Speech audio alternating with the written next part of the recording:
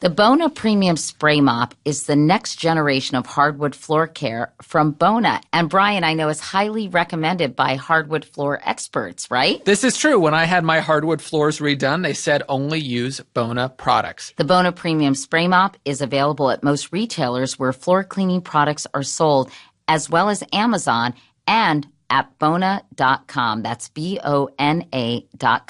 Check out Bona.com for coupons and exclusive offers. Choosing the right outfit shouldn't be a challenge, but when your closet's a mess, you don't even know where to begin. California Closet's experienced designers create gorgeous custom closets that make sure everything has a place, making your life so much easier. California Closets did some triage for me, and now I actually can see what I own, and getting dressed in the morning is so much easier, Brian. And you look very well dressed today, Katie. So visit CaliforniaClosets.com/Katie and book your in-home consultation today. That's CaliforniaClosets.com/Katie.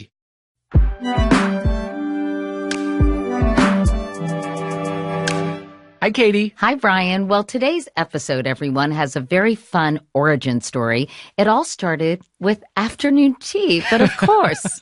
Which we do daily. Yeah, sure. Remember our series of London episodes back in June? Well, while we were there, we had to sneak away from work to have some finger sandwiches and a pot of tea.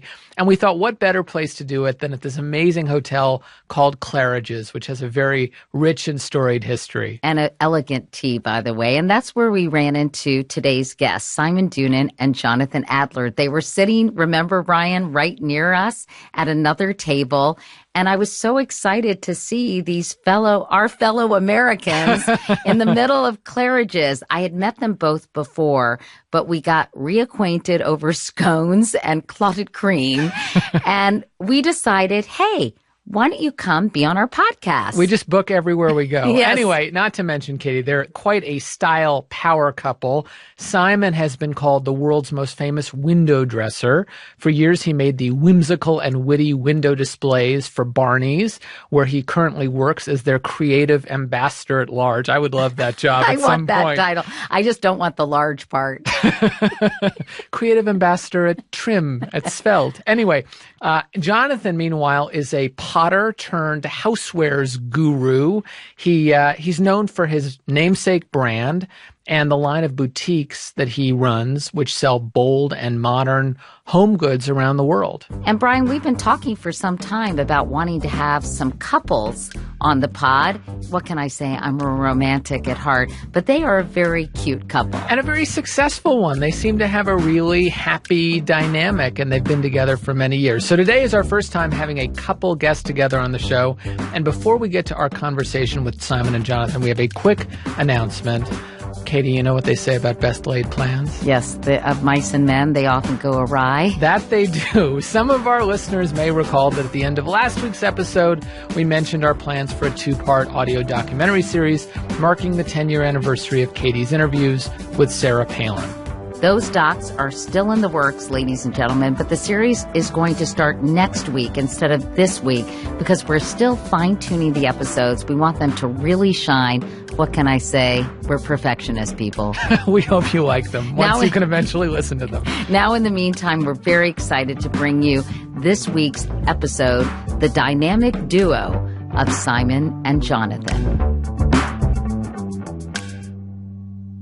So we thought we'd start by asking you about how you met. It was in 1994. It was on a blind date. So set the scene. Simon, why don't you start? Well, a friend of mine said to me, very en passant, as the French say, this friend of mine said, you should go on a date with Jonathan Adler. And I thought, oh, yeah, that'd be fun. I vaguely knew who he was. We were already selling his ceramics at Barneys at the time where I was working. And so a lot of people think Johnny kind of shagged his way into Barneys. But I'm here to tell you, he didn't. He didn't sleep his way to the top floor? That's a prettier way of saying it. And then, so we made a date and...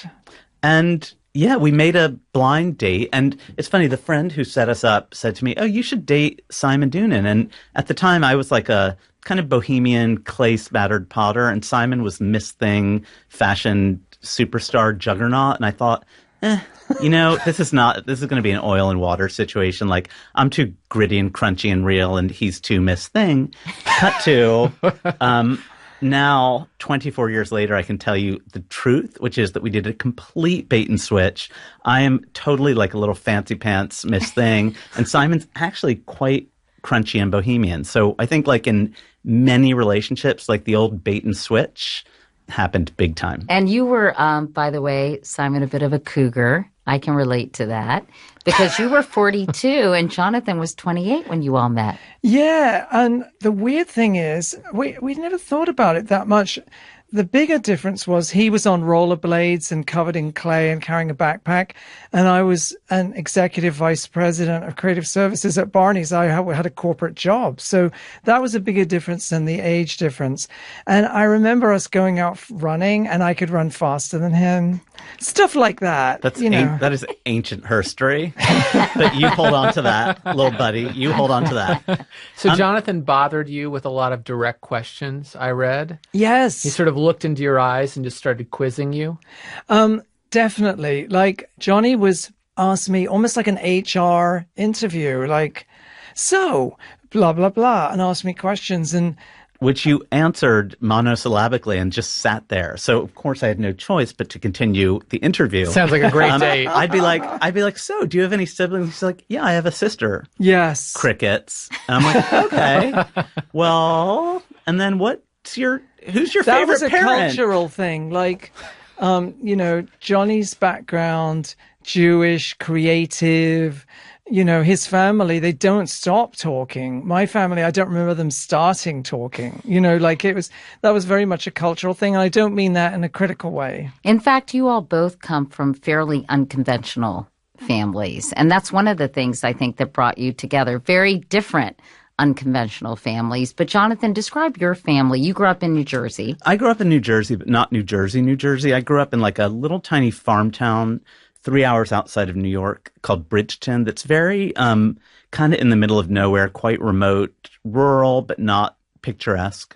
And as I'm just keeping it 100. Sorry, Bridgeton, if you're listening.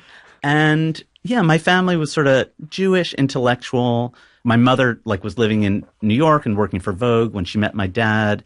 And they got married, and he said, all right, darling, we're going to go to my hometown. And so they were kind of fish out of water, my whole family was. And yeah, my dad spent all of his life making art in the basement of our groovy modern house, and my mom is sort of a creative person. So it was a very strange and remote childhood. And I was gay living in rural America, and one day I discovered pottery, and that was that. And that kind of really was my refuge from rural America. What about your siblings? We're all the same, actually. I have two older siblings who are they got the brains in the family. They went to Columbia and Yale, and they're both hyper intellectual. And my sister's a law professor at NYU. My brother's an economist and an artist. So we're all freaks. Yes, but speaking of freaks, we move now to Simon's family. And you called them the Addams family. You had this insane description of your childhood in the rooming house. Can you give our audience some of that color? Well, I've sort of written a few books that have a lot of autobiographical material in them. And I guess I had a choice. I could have written it like a misery memoir, or I wrote it through the lens of humor, which I think psychologically is easier for me than, the painful bits. But basically, my parents were that generation that Tom Brokaw called the great generation, right? They were the greatest.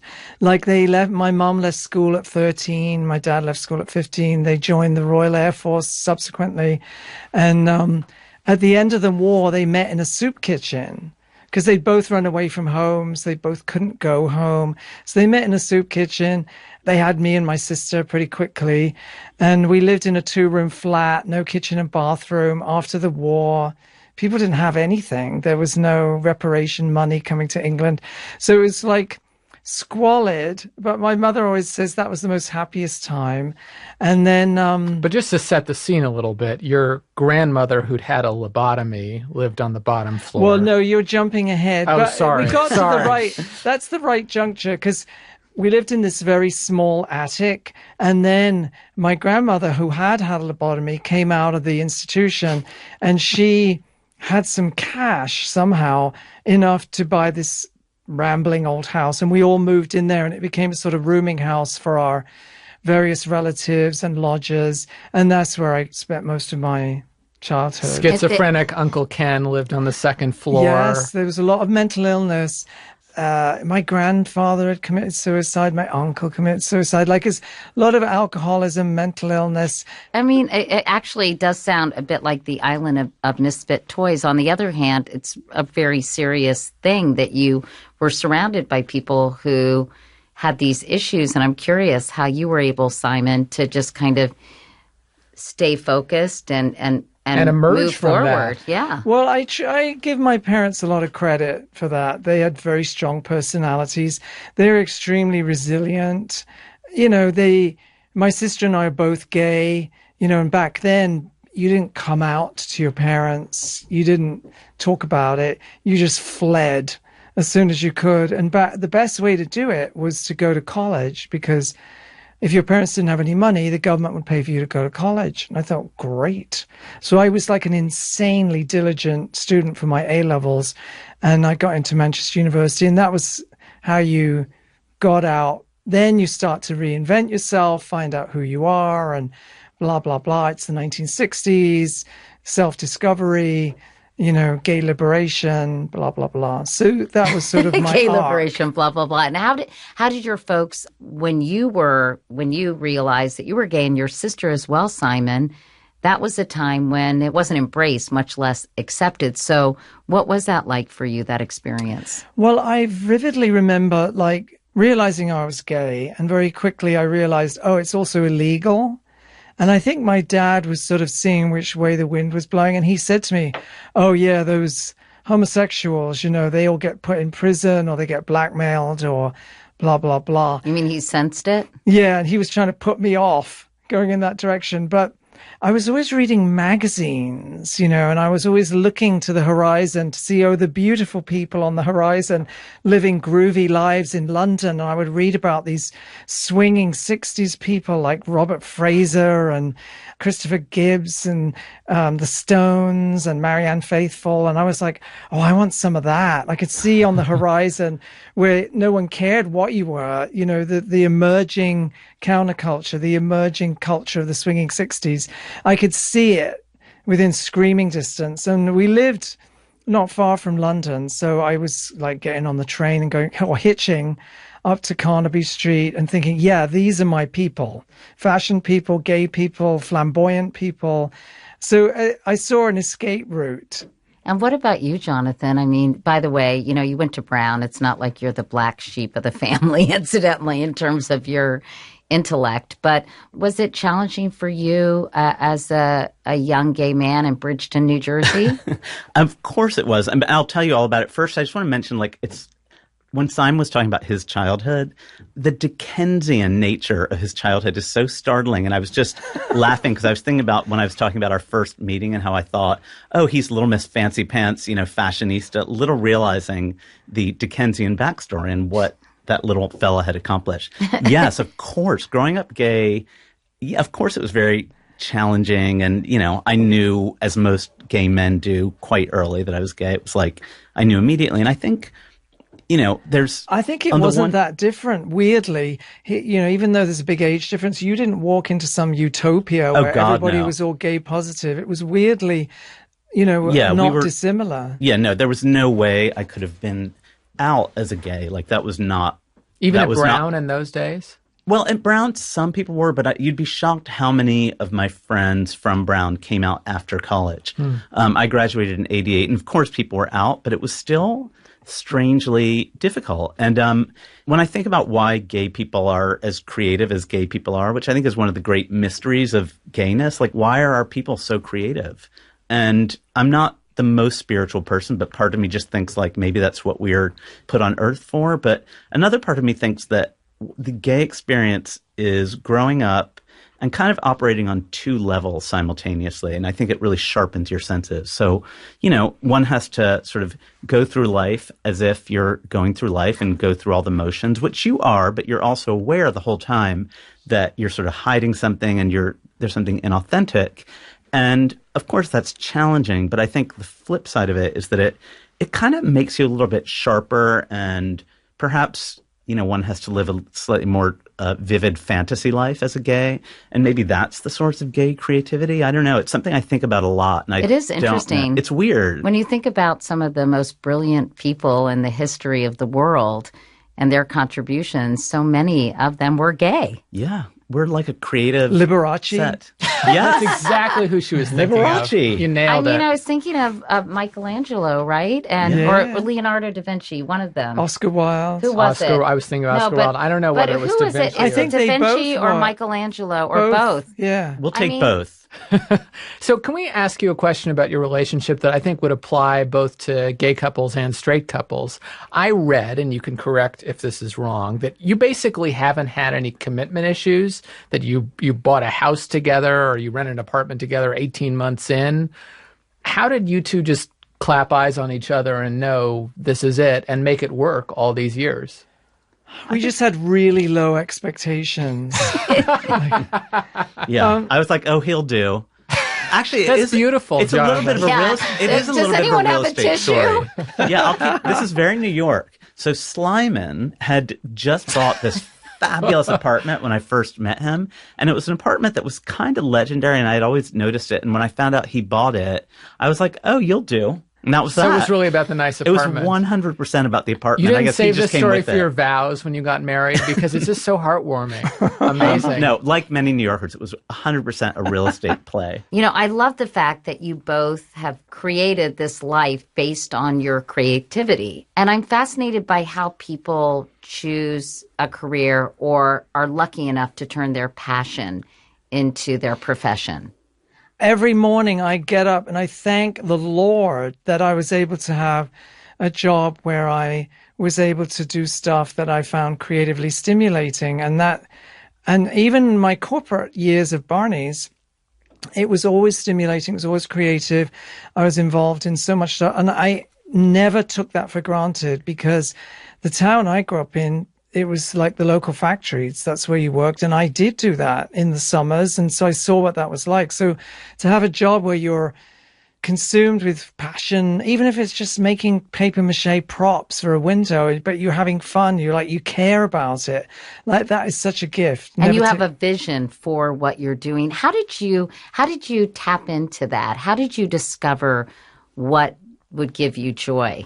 It was quite specific, actually. I moved to London after college and I worked in stores. That's what everybody did back then. If they weren't sure what to do, they got a job in a store. So selling fashion. When they had stores, right? Yeah. Oh, yeah. Back Remember in the that? good old Remember days. those? Remember stores? And I used to watch the window display people and I thought, well, they're busy all day. Their work day isn't contingent on customers coming in. So I thought I could do that. It doesn't seem that complicated. So then I got a job at Aquascutum. Remember I Aquascutum? remember Great. that. Oh, I love Aquascutum. Great yes. British outerwear and umbrella A company. little frumpy, but I don't very. think so. Well, it's what the Classical, Queen. traditional. What the Queen wears when she's out with the corgis and Right. the Heather Aquascutum. So it was great because the windows were very elaborate and I was a schlep. I was carrying ladders, paint, carrying the mannequins, stuff like that. And I As loved they it. said in London in the 1970s. Exactly. And then for extra cash, I used to go into smaller boutiques and say, oh, who does your window? I'm a window dresser. Give me £5 and I'll do your window once a month. So I had a lot of these freelance jobs. And one of them was quite noteworthy. It was a store on Savile Row, and it was the first trendy tailor on Savile Row called Tommy Nutter.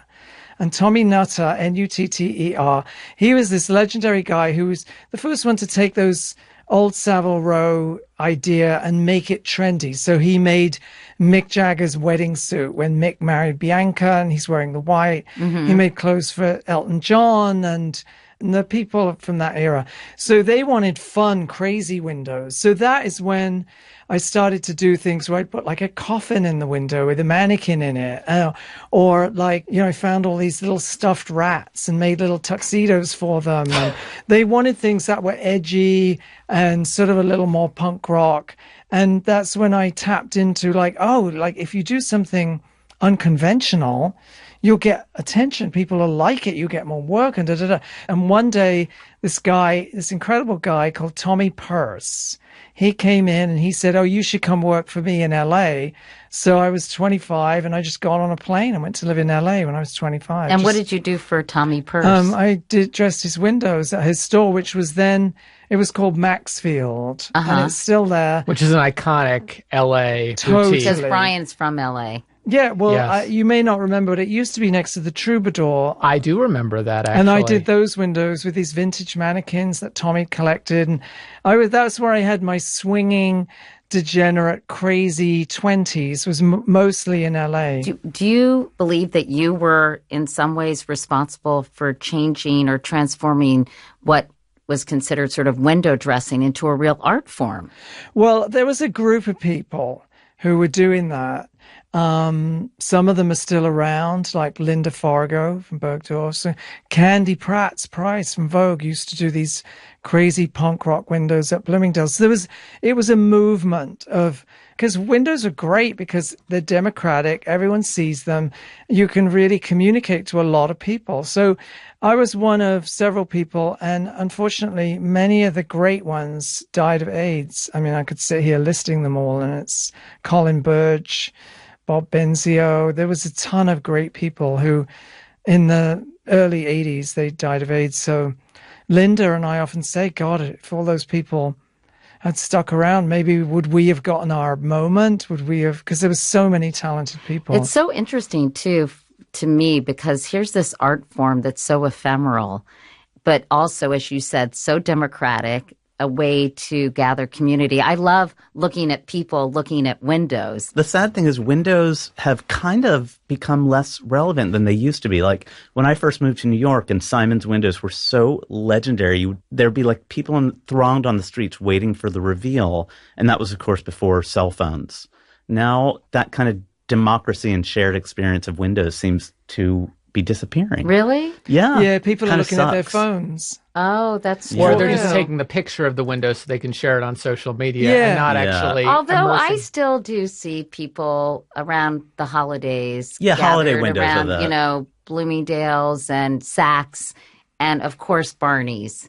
And then from the window dressing, and then, Jonathan, we're going to get to your sort of career in a second, but from the window dressing, it allowed you to branch out in incredible ways. Well, when I did my book, Peter Kaplan, who was the editor of the New York Observer, he said to me, your book is funny. You should come write a column for us. So during the day I was working at Barneys, and then I'd go home and bang out this weekly column for the New York Observer. And Peter Kaplan was just one of those very special people in the newspaper world. Didn't Did Jared you know him? Kushner Yes, fire him? Yeah. I'm not quite sure how that played out, but Jared Kushner ended up buying the Observer, yes.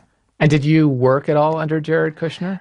Yeah, under isn't the preposition I would use because, he owned the paper. So I was one of many people just banging out their column and sending it in. And we overlapped there. But I would see him at the Christmas party. You, I know, Jonathan, encouraged Simon to write that column because you said, you've got to do this. I hate to give Simon compliments, and Clearly. IRL, I typically do not. However, I will keep it real in this thing. Simon is a bizarre polymath who is visually extraordinarily gifted, but can write like no one else. And it's like, I think it might be an English thing where there are other English people who are like prominent in one field who suddenly can pick up a pen and really turn a phrase. Like, believe it or not, Joan Collins. Like, I've read some of her writing, and it's just very sharp and quick. And Simon's like one of those English people who just manages to capture his cheeky voice in writing. And Can I make a sweeping generalization about Sure. the English? I Yes. think that you all value writing and talking and language and diction a lot more than Americans do. I think You're really over enunciating when you're saying this, Brian. I am sorry, Katie. Is this awkward? No, I think you're sort of informally trained in it based on the way you are educated and talk to your peers. And therefore, most British people I know are really good talkers and writers.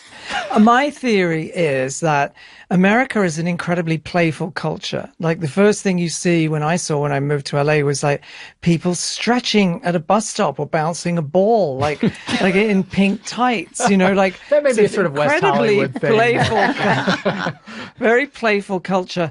But when people get into print, they get very formal, like I'm writing an essay now and blah, blah, blah.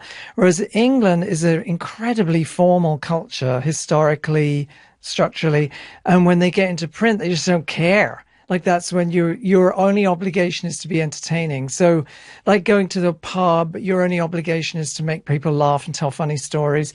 So there's like a lot of cultural stuff that I think makes English people that have that sort of witty, loose panache with words that, you know, someone With like, the education to back it up, though, generally, right? yeah, like a Tina Brown. or you not know. even. Like, it's, I think often, you know, the cab drivers who are Cockney East London people have the best gift of gab. But on the English tip, back to our relationship for one sec, I think one of the reasons we ended up together is that English people really like to take the piss out of each other. Like, they tease each other ruthlessly and relentlessly as a sign of affection. And that's how I've always rolled. But Americans don't typically do that. I think Americans, don't you think people in America We're more don't? delicate. Yeah, like, we don't make fun of each other ruthlessly and immediately.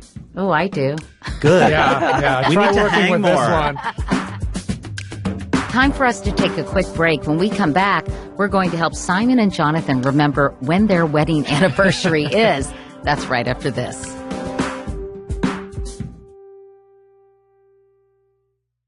Brian, we're never going to agree on everything, but I do think we agree on most things. And one thing I think we do agree on is we could both use more sleep. Particularly last night. Yes, exactly. I'm a little punchy today, everyone, and my voice is a little hoarse, isn't it? Kind of Yes. sounds raspy like Brenda Vaccaro when she did that Tampax commercial. Yes, Anyway, that's exactly another like story. that. Anyway, thankfully, getting a great night's sleep is easier and more affordable than you think with a company called Boll and Branch. Hit it, Brian. Everything Boll and Branch makes, Katie, from bedding to blankets, is made from pure 100% organic cotton, which starts out super soft and gets even softer over time. Plus, you buy directly from them, so you're essentially paying wholesale prices. Alert to Couric, alert to Couric. No wonder they have thousands of 5-star reviews, and Forbes, The Wall Street Journal, and Fast Company are all talking about them. Try them for 30 nights, and if you don't love them, send them back for a refund. You don't even have to wash them. They can be filthy, disgusting, smelly sheets. Send them back. They'll give you a full refund. That's disgusting. Shipping is even free,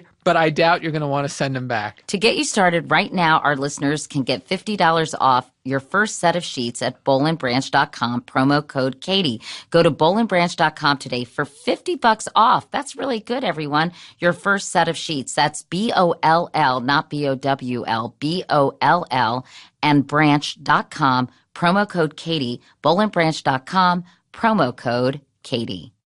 As your family's getting back into the swing of school schedules, let HelloFresh take the guesswork out of meals week after week. Even amidst the after-school chaos, HelloFresh's meal kits make it easy to decide what to do for dinner and to have family meals ready in 30 minutes. And yes, really 30 minutes. Not to mention, with easy-to-follow recipes and pre-measured ingredients, HelloFresh comes in handy on those hectic school nights when your to-do list is a mile long or you're busy chauffeuring the kids to practices and study groups. I know Ellie and her boyfriend Mark have been using HelloFresh a lot, and I think as a result, they've been eating really delicious meals. They both work, they get home, and it's easy peasy to whip something up. God, I want to look as healthy as those two. Maybe I should use HelloFresh more often. For a total of $60 off, that's $20 off your first 3 boxes. Visit HelloFresh.com/Couric60 and enter the code Couric60. It's like receiving 6 meals free when you go to HelloFresh.com Couric60. I think Ellie and Mark can do this too, right? And enter the code Couric60. So relatives aren't... No, they aren't excluded. Good. And now back to our conversation with Simon Doonan and Jonathan Adler. Jonathan, you've built an extraordinary career out of your passion as well. You decided to become a potter at 27. You left your job. What were you doing, and why did you decide to leave it? Well, so I had always wanted to be a potter. From the second I touched clay as a kid, I had a instant love affair with clay. By the way, do you guys ever reenact that scene from Ghost? Oh, nightly, I'm sure. In the beginning, we used to do. In the beginning of our relationship, yeah, we'd be like, "Let's do the ghost thing now." Wedging. It happens less and less frequently. I'm sorry to say. We should dub in that music right now. Oh my yeah. love, my darling. No, we always have that in the yeah. But Anyway. our 45 is getting a bit scratchy and it's on repeat. So yeah, I always wanted to be a potter, and I always wanted to be a Jap. I needed to be. So you need to be a sort of- rich potter. Yes, but that seemed absolutely impossible. So I tried to work in the movie business after college, and What did you luckily, study at Brown, by the way? I studied semiotics and art history. So I didn't have a practical bone in my body. I was completely airy-fairy and impractical. And that really showed itself in the workplace, where I got fired from about 5 jobs in a row, real news, for I slept with everybody in the office, and I took personal calls. And finally I was sleeping with my boss, and then, I broke up with him and he fired me. And I was unemployed for a year, and I couldn't find a job, and I started teaching night classes at a pottery studio in Hell's Kitchen, just while I was kind of trying to get a job. And no jobs were coming my way, and my parents finally were like, "You're 27, you went to an Ivy League college, and you're not making a dime. Sell a pot." And so which seemed quite in You didn't have retrospect, I a realized pot it was to very piss in? recent. Yeah, sorry. No, I he just had had a too bunch many. of pots. Oh, yeah. Too many yeah. pots and unsold. Yes. And so I ended up getting in touch with a buyer at Barneys, and I got an order. And I thought, wow. But this was after or before you guys got together? Before we got together. This was in 1993. 93. sorry. I'm Stay sorry. with us here, Okay, Brian. Come on. Stay here. I'm riveted. I'm sorry. Yeah, so I got this order, and I started to make pots, and I still just thought of myself as unemployed, but I got more orders, and then I kind of very gradually figured it out and realized that I had gone from kind of being really unemployable to being highly self-employed. And to this pretty extraordinary entrepreneur. You saw that your pots were popular in Barneys, and then you opened up your first retail store 5 years later. Now there are how many stores in all, Jonathan? We have about 15 stores. 15 stores yeah. across the country. Yeah, and 2 in London. A lot of artists, I think, it's probably an unfair generalization, but they don't necessarily have a brain for business, as they would say in Working Girl. But you actually did. How did you translate your artistic skills into business skills? I had maybe the worst mind for business of anyone in the history of our planet, and Simon can attest to that. I was very ill-equipped. I didn't know what an invoice was. I was completely incompetent. I just loved to make stuff. And we didn't go into this with any sort of business plan or any ideas at all. And I think that that's not really how people today typically approach their careers. They all, kind of want to be a brand from day one. I think both Slime and I kind of just figured it out, and I think that's something we very much have in common. That's such a Lovely, nice term of endearment, isn't it, Slime? That's one of the more safe for work kind of appellations. Yeah, so I just figured it out, as did Simon. I think we both also, Simon and I both work in very reviled professions. Simon's a window dresser and I'm a potter. They're not exactly the most sizzling careers. I have to say, I beg to differ. I mean, I would see you both as being in very Tony professions. Well, that's, And- I think that's probably how they work now. But at the time, before you both hit it big, the notion that you would have these great, successful careers in those two professions, probably doubtful at best. Yeah, because I thought one of Johnny's best friends is Liz Lang, the maternity Liz Lang queen. maternity. I used to wear her maternity clothes on the Today Show. Oh, I love it. And the three of us in the 90s, we used to talk about how hilarious it was that she was in maternity wear, he was a potter, I was a window dresser, because these were not, that was like being a fluffer in a strip club or something like that. It was like... Yeah, like being the world's best fluffer. Yeah. It was sort of almost like, I'll give you an example. Like, say, helicopter parents on the Upper East Side, they're spending a fortune on their helicoptering their kid and da-da-da-da-da. And the kid comes home and says, I want to be a window dresser. The parents probably go into crisis meetings with the counselors, because it is one of those sort of joke professions. Well, I think it predates this whole preoccupation with quote-unquote lifestyle brands, right? I mean, this whole burgeoning industry, whether it's through Instagram or Pinterest, this whole thing exploded kind of exactly the right time for both of you in a way. I mean, I feel like Simon more fashion, and that was a constant.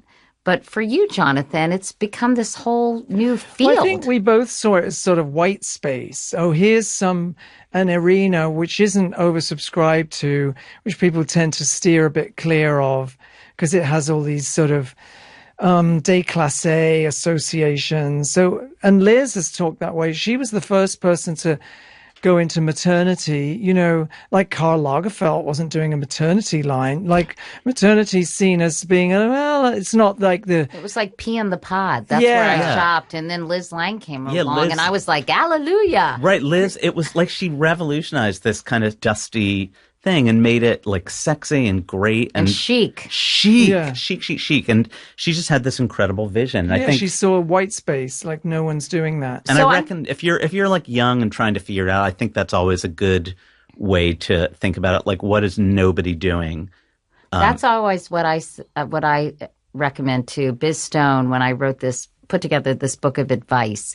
He said, find a need and fill it. I mean, it's almost that simple. Like, where is the white space, and how does that intersect with something that I love, which is also incredibly important, right, Jonathan? Yeah, totally. Or Johnny.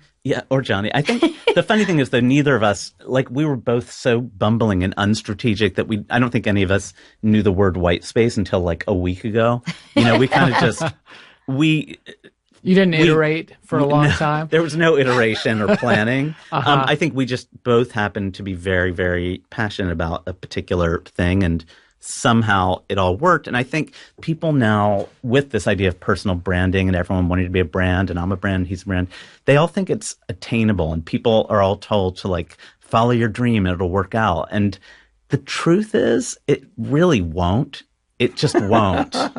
Like, everybody who thinks they can follow their dream and it'll work out is incorrect. Like, in as much as mine has Remind worked out. me not to hire you as a commencement speaker. Don't ever hire me as a commencement speaker. I actually think it's good advice, because most of the people who try to be brands just based on nothing, I think fail. I think many of the brands, with the notable exception of the Kardashians, are actually there because they're doing something, accomplishing something, filling a need. Yeah, but there's also, for everyone who breaks through and is accomplishing something, there's a million more who are more talented who haven't broken through. So there's just such a huge element of luck and timing. And so really, Andy Warhol said success is a job in New York City.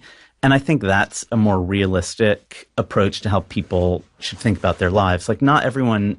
It so rarely works out that, that you get the combination of talent, luck, timing, et cetera, et cetera. Well, why do you think it worked for you? I have no idea. I truly have no idea. I think I would say luck is probably the most important. But you're not saying other people shouldn't try. No, I think Jonathan's saying is be realistic, follow your dreams and it'll all work out. Sometimes you have to reassess your dreams, and I think so many people today are driven by this desire to be famous. If you look at what people want, it's less that they want fulfilling work that makes them feel gratified. It's more they want to be a quote-unquote brand that makes them famous. Yes. Thank you. That's totally true. And I think if you can get a job in a field that you're interested and that you enjoy, yeah, then that's success. Like that's hitting it out of the park. And I think that people's expectations have gotten really twisted and unrealistic. On a related note, Jonathan, you also said that high self-esteem is the enemy of creativity. Can you talk more about that? I thought that was really interesting. I think creativity is a very strange and challenging beast to explain. And Simon calls me Ariana Kafka because he says that half of me is like kind of a glib, fun, like kicky pop songstress like Ariana Grande. And that's the sort of dreamy side of me in which ideas first occur. Like I might wake up one day and say, I know, I want to make a gigantic lucite foot in pink lucite. And that's sort of an Ariana Grande dreamy kind of world. But in order to take that idea and turn it into a real thing, one has to be intensely like self-critical and analytical and have very low self-esteem. And so you see the first... And perfectionistic. You have to be very perfectionistic. And you need to look at the first sample and say, that sucks like me. I'm the worst. This is the worst. Why? And then you need to sort of torture it into its best self. So I think to be creatively successful, you need to have a strange combination of dreamy, high self-esteem to come up with an idea and extremely analytical, intense, low self-esteem to torture the idea. Yeah, to execute it and make it as good as it can be. Does your polo shirt say Jap on it, by the way? It does. That's my monogram. Oh, wow. We should, so people know, this refers to Jewish American princess generally, not the racist description of Japanese people. Right. To be clear. Yes, no, but I happen to have a monogram that is Jap. Well, wait. Jonathan Paul Adler. Oh. And you're... Jonathan Paul Adler. I get it. I'm curious, do you make everything that you sell in the store? Do you design everything you sell in the store? Yeah. There are a couple exceptions. Like we sell a couple different artists' work and stuff. But yeah, I work in every medium and kind of design and make furniture, everything, lamps, furniture, lighting, rugs, everything. I really like the vase with the breasts all over it. Merci. Yeah, that's that is from my Muse really collection. Like it. It's a good one. Yeah, I don't. Oh, I have to go by the store. I know what to get you for Christmas. Yeah. No, a lot of my friends have it, and they're different. But I like the one that has sort of the breasts all over it. Yeah. It's too bad you all are missing Katie's gesture right now, by the way. Yeah, she's mimicking breasts. You don't actually. Well, she's mimicking grabbing breasts. Yeah, this would be. It's an. Well, this they're would take cute it little to X-rated. breasts. That's what I kind of like about it. By the way, before we wrap, we should talk about the new challenge you've taken on, Simon. You're a judge on a reality show because, of course, why not? And it's called Making It. And it's hosted by Amy Poehler and Nick Offerman, who are two hilarious people. And I hope they're hilarious with each other, too. Although they're not a couple. No, they're not a couple. Yeah. Anyway. Are they? No, because Nick Offerman is with Megan Mullally. But I bet they're a hilarious couple. Yes. Anyway, can you explain how the show works? Yeah, it's a crafting competition show or crafting competition show. I am one of two judges. I'm an expert judge. The other judge is Dana Isom Johnson from Etsy. And Nick and Amy are the hosts. And, crafts is something that Amy Poehler is passionate about, as is Nick. Even though she doesn't do them herself, she feels that they are the solution to all our problems. We all need to put down our devices and start decoupaging and macrameing. And it is a national movement, the crafting movement. And I think that's why the show is such a big hit. It's also 100% positive. The first day on the set, she said, I don't want any fake conflict, any bitchiness, any blah, blah, blah. And I said, well, see you later. But no, from the get-go, it was all going to be about positivity. And as you say, I think people need that right now. And that's one of the reasons it's a big hit. So it was so fun to do, though, because for me, it's like being back in the display studio, chicken wire props, decoupage, Mod Podge, making stuff. Yeah, it was a great experience, something unexpected. So tell me about decorating the White House, Simon. Was that the thrill of a lifetime? Decorating the White House was the thrill of a lifetime. I had just become a citizen and voted for Barack Obama, and I thought, I'm here, I'm American. And then Desiree Rogers, who was the social secretary, she called me and said, we want help with the holiday decor. And that was right at the beginning of the year. And I spent that year going back and forward. And I worked with this wonderful florist called Kimberly Merlin. So it was very much, I was very involved in it. And, but there was a group of us working on it and a ton of volunteers. It actually really looked great. I mean, I don't think it's ever looked better, of course. We incorporated recycling elements, and Mrs. Obama I had 2 meetings with her, and she was just so lovely and so kind to everybody. And she threw a little party for all the volunteers after the installation was complete. And, I just remember her extemporaneous speech was just so perfect. And, it was a great experience. That's so fun. I mean, how are you all dealing with the current political climate? I can't help but listen to that story and wonder what it would be like to decorate the current White House. What would you do if you were decorating the current White House, Simon? Oh my God, the mind reels. Fortunately, I haven't been Would you called take that upon. job if you were called? I don't think so. I think he should just do what he does at Trump Tower, that gaudy kind of Roman casino Caesar's Palace look that they have going on. Do that. No. I tend to sort of, I'm so busy with these book projects. I don't obsess about the political world. I voted for Hillary Clinton. I was disappointed, but when you're in retail, time goes by really quickly. Our holiday campaigns, we used to plan 2 years out. So I'm very used to thinking ahead, and thinking of when there'll be a new person in there, The coverage is so relentless, and if you're in our business, it's hard not to feel like you're absolutely drowning in this constant slew of drama and negativity and tumult. So it's inescapable, I think, for people like us. But what about you, Jonathan? I travel a lot for work.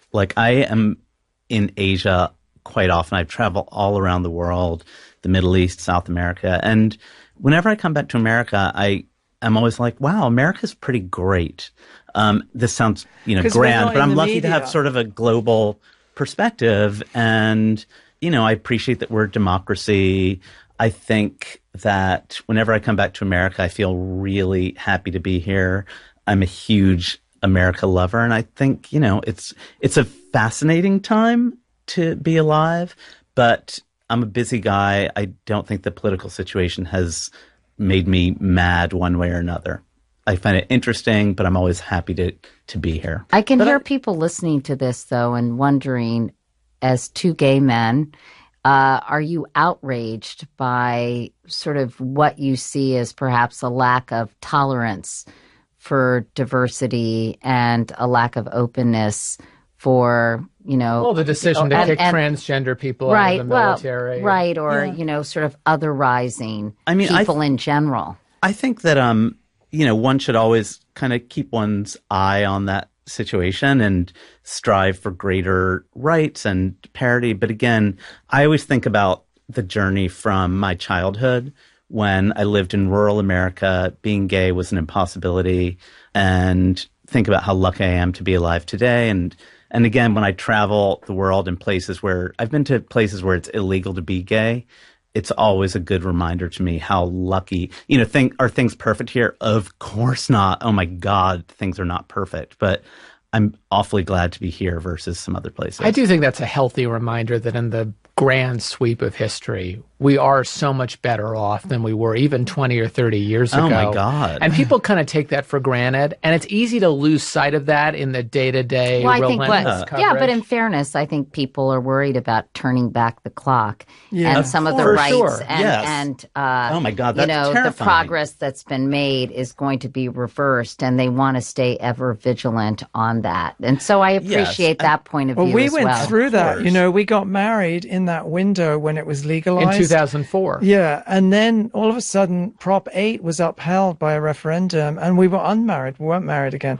So, to go through that, you have to okay, tomorrow's another day, Scarlett O'Hara, pull the carrot out of the dirt. You keep going and then in typical American way, it did eventually get sorted out, and Edie Windsor came along, and then it was... Well, and we should provide maybe a little bit more context for people who weren't in that. In 2004, in San Francisco, gay marriage was legalized. This became a huge national issue. It was an issue in the presidential campaign that year that George W. Bush used successfully to get reelected. The voters of California, progressive, liberal California, voted to ban gay marriage in 2008, invalidating your relationship. And then 7 years after that, the Supreme Court legalized gay marriage nationally. So Brian that's quite Pedia. I know. Thank you for that. Her story. That was so good. Sorry. Good. But that's quite a journey, and maybe hopefully a metaphor for progress writ large. Weirdly for us, it wasn't an emotional journey, because I think we've both been through... I remember the legalization of homosexuality in 1967, the Wolfenden Report, blah, blah, blah. So I've been through all these vicissitudes, and, you know, as a creative person, you stay focused, you hope for the best. And, you know, there are incredible people in the gay movement, like the people at the HRC who doggedly stuck with it, and Edie Windsor, as I mentioned before, and they made it happen. They brought it back to the Supreme Court, which you could probably say a lot better than me, because you're Brian Pedia. I interviewed James Obergefell. Oh, wow.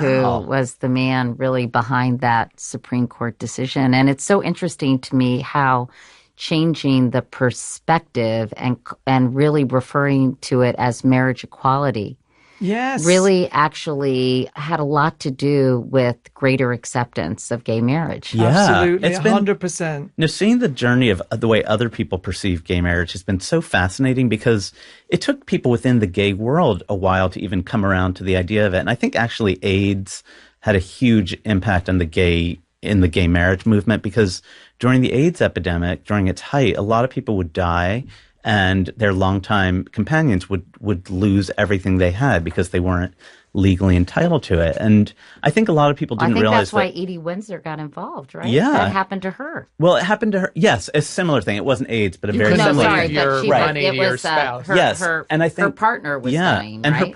her partner for whom she was like a longtime caregiver. The partner, I think, had MS and eventually ended up in a wheelchair, and it was like a very sad and inspiring love story. And I think a lot of straight people didn't really understand the financial implications of the lack of gay marriage. You know, they didn't really understand that if somebody's longtime partner died, they would owe taxes in a way that straight couples wouldn't. And I think that when you put it into real nitty-gritty dollar and cents terms, and people are much more sympathetic to it because they kind of understand the real implications beyond just sort of a conceptual Did being thing. married feel different to you guys than being in the relationship before that? Nope. No, we're like two We always blokes. felt We're kinda very married. we're sort of not the most sentimental people. I'm glad you told me when the dates of gay marriage legalization were, because neither of us has any idea when we got married. So now I know it was between 2004 and 2008. Do you remember the date? Nope.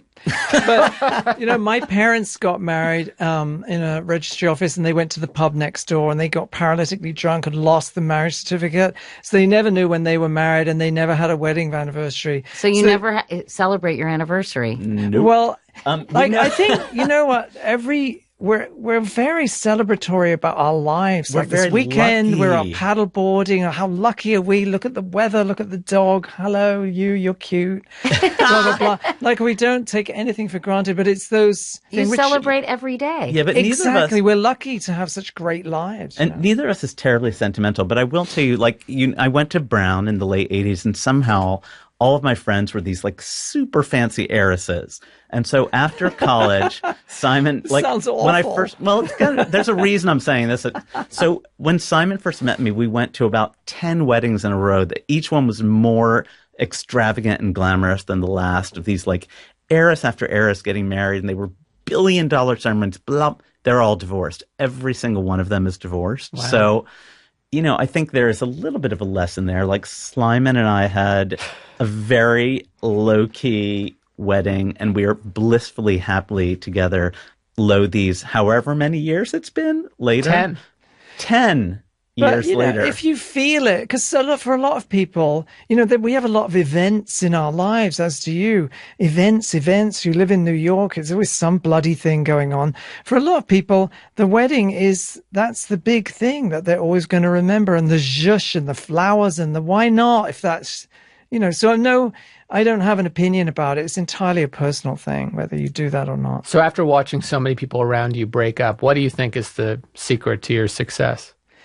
I think we have a common sense of humor, and our parents are weirdly similar. Like our sensibility, we tend to laugh at the same thing, make fun of each other, tease. I think humor is so important. And even if just one person in the couple is funny, and I think you both are funny, and I would like to say in my marriage, we're both, I think, pretty funny, but it's also the ability to appreciate the other person's sense of humor, which is really, really important. Mulder's very funny, and I think hilarious. Sometimes you're funny too. He thinks I'm funny. I think he's funny, and that's when I think most duos really work, when there's a joint appreciation of each other. It's not a common thing. The other night I was in a restaurant and I was looking, there was a group of guys together and they're all roaring with laughter and drinking. A group of girls after work, screaming with laughter, like throwing things at each other, having such a great time. And then a couple, a man and woman together, and they look like they're very anxious with each other. Maybe it was a first date. Yeah. And I thought, oh, well, hopefully that loosens up a bit. Because when you do go out and you see a man and a woman together and they're laughing and joking, it's the nicest thing to see. You think, oh, yeah, look, that's a rapport right there. I used to always look at couples in restaurants, and if they weren't talking to each other, I'd say it to my husband. My first husband passed away. And so I would say, hey, if we ever turn out like those people, I'm going to be so depressed because they're not even speaking to one another. But I've actually come around because I think there's something really nice, occasionally, not all the time, about being able to be quiet with someone too. That not feeling like you have to entertain each other all the time and just sort of being comfortable. Like me on the first date. Not on the first bloody date. No, on the I first agree. date, bring it. No, of course not on it. the first date. I mean to get to that point. All right, but I just need to kick it back to us. On that first date, my God, was he mute. You should thank me every day, Slyman, that I was the chatty Cathy that I am, and now 20 something. By the way, we just got an later? alert from the control room. We just figured out that your 10-year wedding anniversary is actually tomorrow. Did you know this? It's tomorrow. Thank you. What are you getting me? September 18th. Yes. 10 years. All right, we'll be sure to not celebrate that. I think Jonathan has this beautiful vase that's covered with breasts. Yeah. That has your name on it. Yeah, what are you getting me? But yeah, it is interesting why, these many years later, why we still are such a happy couple. And to be I would never say this IRL, just à deux, but I never tire of seeing my Simon's face. I'm always happy to see that little face. Cute too. Simon and Jonathan, it's been so fun to talk to you, and actually for me to get to know you both a little bit better. And happy anniversary. I'm sure you'll celebrate it in style if you remember. But just, again, it's tomorrow. Oh, good to know. Good to know. That's incredible. And thank you so much for coming by and being on the podcast. We really appreciate it and really enjoyed it. Thank you so much. Thank you. We had a great time.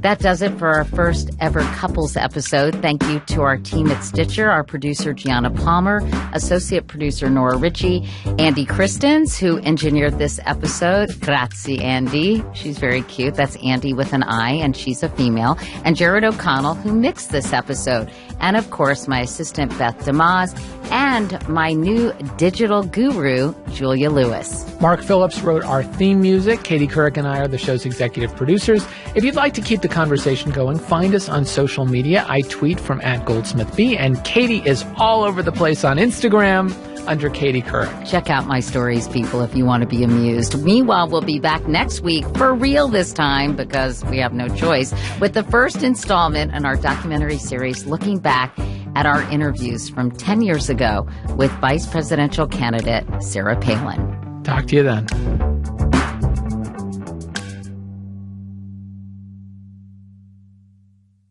Does it feel like you're always at the pharmacy waiting to have your prescriptions filled? Meet PillPack, the full-service pharmacy that pre-sorts your meds into packets by time of day and delivers them right to your door for free. Ditch the pill box and skip the pharmacy lines by signing up for PillPack today. Learn more at go.pillpack.com/Katie. That's go.pillpack.com/KATIE. The Bona Premium Spray Mop is the next generation of hardwood floor care from Bona. It's quick, it's easy to use, and it leaves no dulling residue on your floors. The Bona Premium Spray Mop includes a microfiber cleaning pad and a full-size hardwood floor cleaner original formula, all in one wonderful package. The Bona Premium Spray Mop is available at most retailers where floor cleaning products are sold, and on Amazon and Bona.com, Bona.com. Check out Bona.com for coupons and exclusive offers. Stitcher. In my office, we're starting to prancercise, just as sort of a fitness thing. Yeah? Yeah, whenever we used to say, waddle into my office, now we say prancercise into my office, and you kind of have to, prancercise in.